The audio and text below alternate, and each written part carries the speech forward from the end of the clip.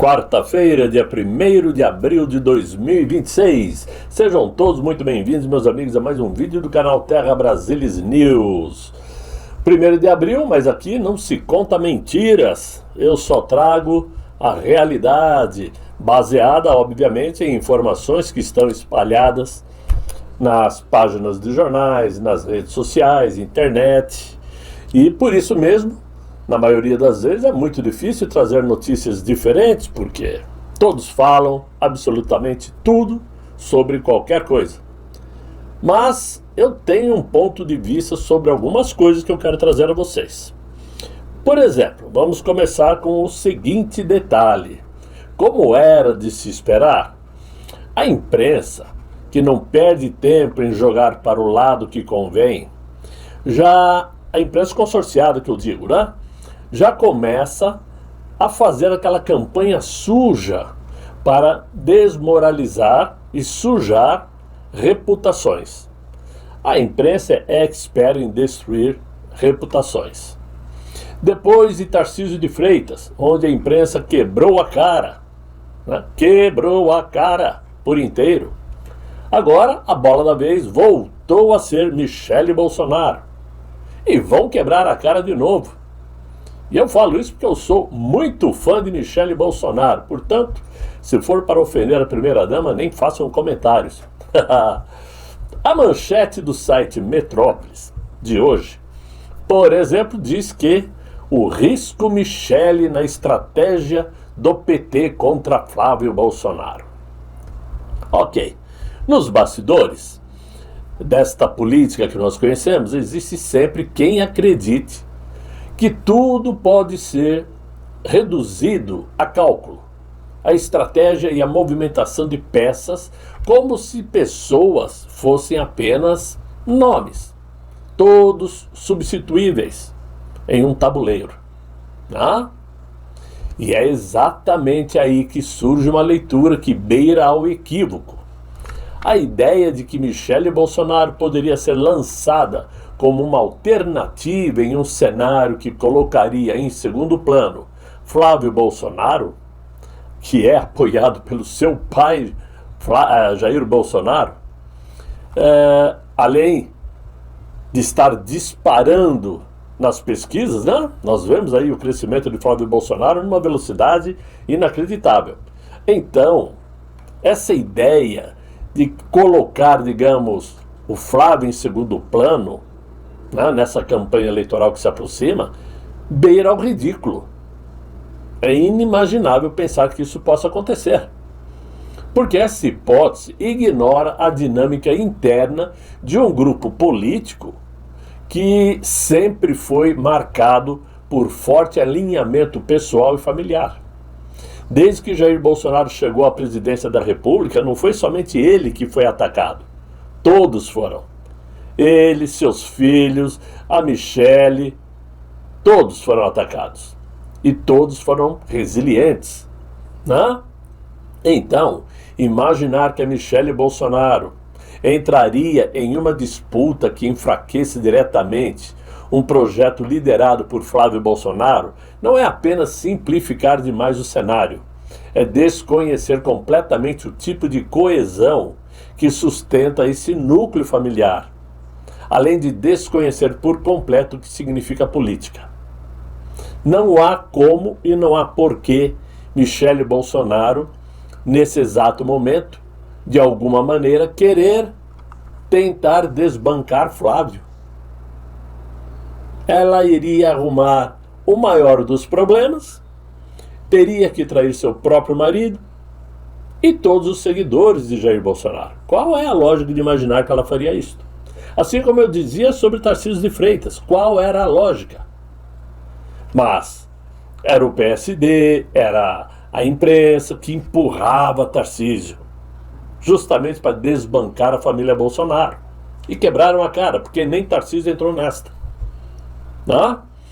Existe uma diferença entre crescer politicamente e ser usado, ou no caso de Michele, usada como instrumento de divisão. Aliás, quero dar parabéns a Tarcísio de Freitas, porque ontem finalmente foi inaugurada a linha 17 Ouro do monotrilho aqui de São Paulo, obra prometida por Geraldo Alckmin para ser entregue em 2014. Eis que 12 anos depois, Tarcísio de Freitas cumpriu a promessa do Alckmin. Ai, meu Deus do céu, que ridículo. Mas muito bem, vamos voltar ao que interessa. Michele construiu sua imagem muito associada a valores familiares e espiritual, identidade e lealdade. Transformá-la em peça de um jogo que criaria tensão interna não parece apenas improvável. Soa incoerente com tudo que representa a trajetória de Michele Bolsonaro. Então, essa tentativa de antecipar um racha, onde existe alinhamento, pode acabar produzindo exatamente o efeito contrário. Assim como quando se bate em Jair Bolsonaro e ele mais cresce em sua popularidade. O fortalecimento de um grupo que já demonstrou mais de uma vez que não joga contra si mesmo é a prova cabal de que não vale a pena insistir nessa teoria de que Michele Bolsonaro viria a tentar ainda sair candidato. Até porque até o próximo sábado, se eu não me falha a memória, dia 4, não é? É a data onde todo e qualquer candidato tem que abandonar seus cargos, se tiver, para poder concorrer a outro. No caso, se fosse o Tarcísio, ele teria que se descompatibilizar do governo de São Paulo até sábado. Depois disso, não poderia mais.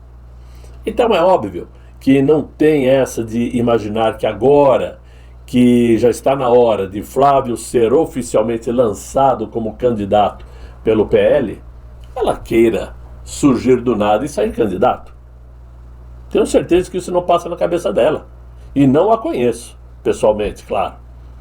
Agora, eu fico imaginando como alguém pode pensar que, mesmo dentro de uma casa, ao lado do mito brasileiro, a Michele poderia, em algum momento, traí-lo, trair o desejo do seu galego, como ela mesma costuma se referir a ele.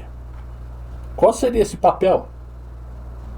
Agora, quando se quer falar em traição, podemos falar, por exemplo, de Cristina Grêmio, que anunciou filiação ao PSD do Kassab ao lado de Ratinho Júnior. Ela deverá concorrer ao cargo de senadora pelo estado do Paraná. Isto é o que a gente pode chamar de traição ideológica. Ela não deve nada a ninguém, evidentemente, até porque não foi eleita prefeita lá em Curitiba. Mas você imaginar que uma pessoa surgiu no cenário nacional como uma jornalista de um programa de televisão, defendendo o bolsonarismo, dando apoio a Jair Bolsonaro, de repente se lança mais ou menos, não vou dizer contra a vontade do PL, mas se lançou quase que por conta própria, pelo Partido das Mulheres, se não me engano, a Prefeitura de Curitiba e perdeu, e agora, para sair candidata a senadora, se filia ao PSD, realmente mostra que ela tem uma personalidade um pouco complicada. Por quê? É uma situação que faz com que qualquer um imagine o que ela realmente pensa sobre política. Será que ela tem alguma ideologia política de fato? Será que ela tem ambição política baseada em valores conservadores? Ou simplesmente quer aproveitar a fama que ganhou no noticiário nacional para beliscar um cargo com muito boa rentabilidade mensal, que é o que eu acredito. Porque são muitos, eu já falei, são muitos que ficam famosos pelas redes sociais e saem candidato. Por que será? Falamos tão mal da política brasileira, mas na primeira chance queremos sair candidato e se enfiar lá dentro naquele meio. Com a velha conversa, eu vou sair candidato a senadora porque eu quero mudar o rumo do país. Mas que mané mudar rumo de país? Quem acha que uma Cristina Grêmio vai encarar o Renan Calheiros de igual para igual? Vai encarar um Omar Aziz de igual para igual? Vai encarar um Davi Alcolumbre de igual para igual? Essas raposas velhas, além de imorais e corruptas, conhecem todos os caminhos das pedras, sabem tintim por tintim a quem recorrer para se perpetuar no poder. Não é uma Cristina Grêmio que vai chegar agora só mais uma para dar voto. Então, é um direito dela? Claro que é. Ela pode concorrer? Obviamente que pode. Está cometendo algum crime? Óbvio que não. Mas você, do dia para a noite, mostrar sua verdadeira face realmente não cai muito bem para quem já confiou tanto na pessoa, né? Isso é traição, a meu ver. Não é isso? Mas cada um tem o direito de imaginar e de pensar como quer. Por isso que eu costumo dizer que a culpa de tudo que acontece no Brasil é nossa mesmo. Dos brasileiros. Do povo.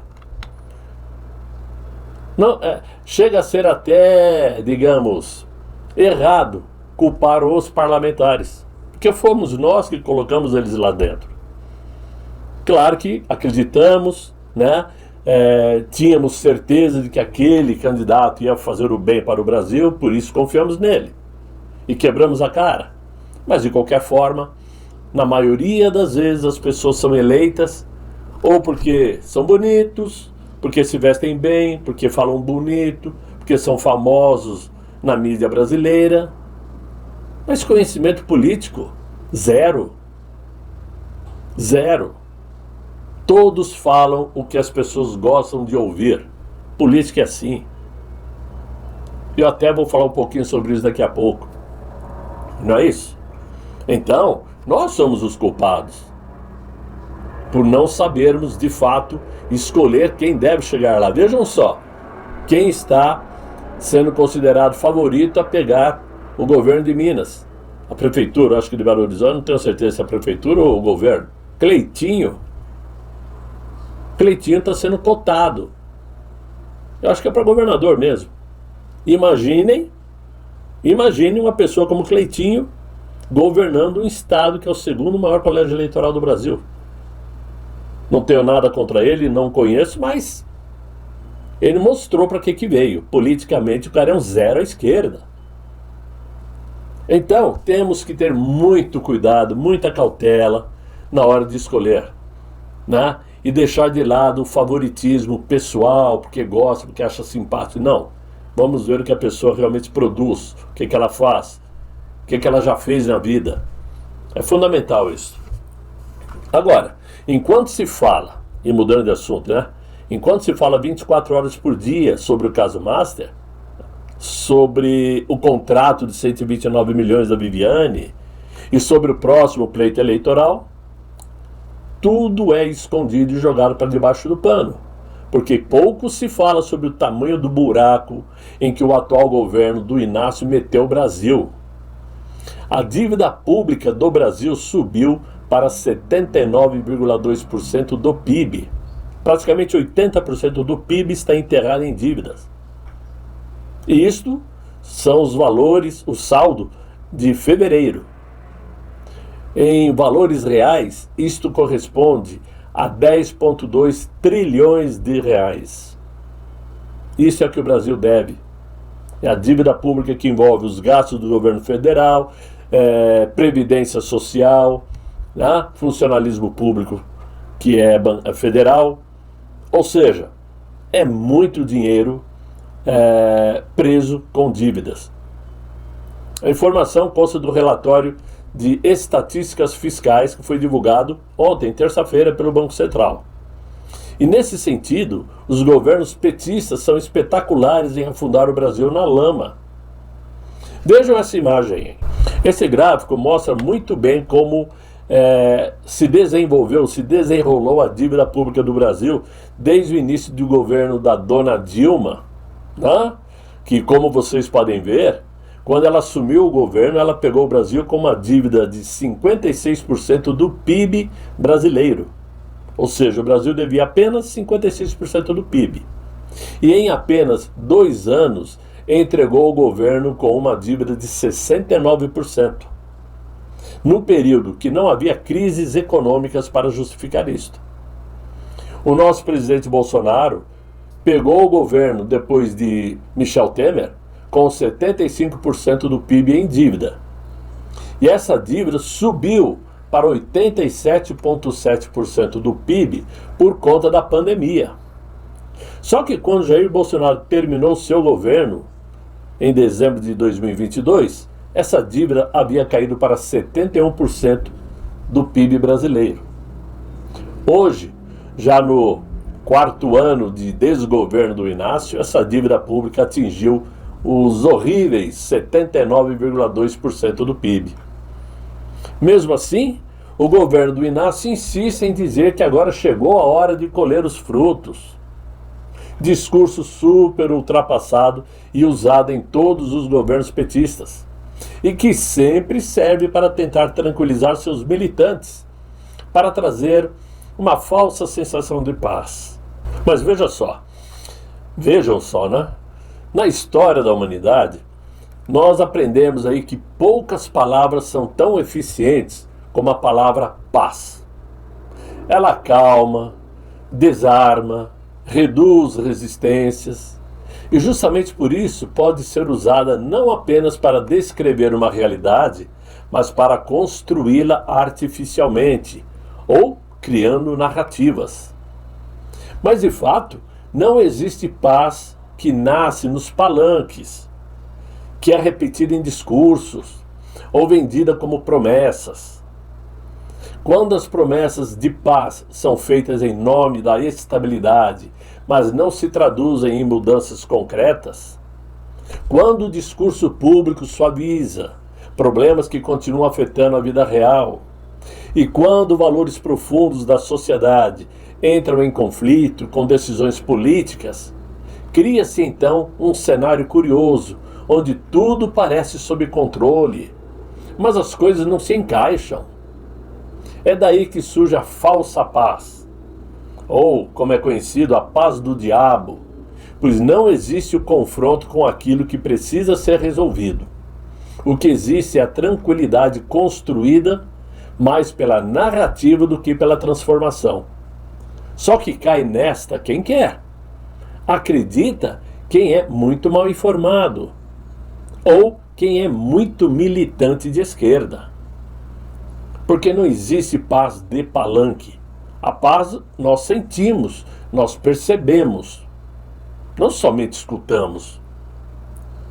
Agora, tudo isso para falar sobre aquilo de mais fulminante pode ter acontecido para derrubar de vez a credibilidade, se é que existe alguma, do ministro Moraes.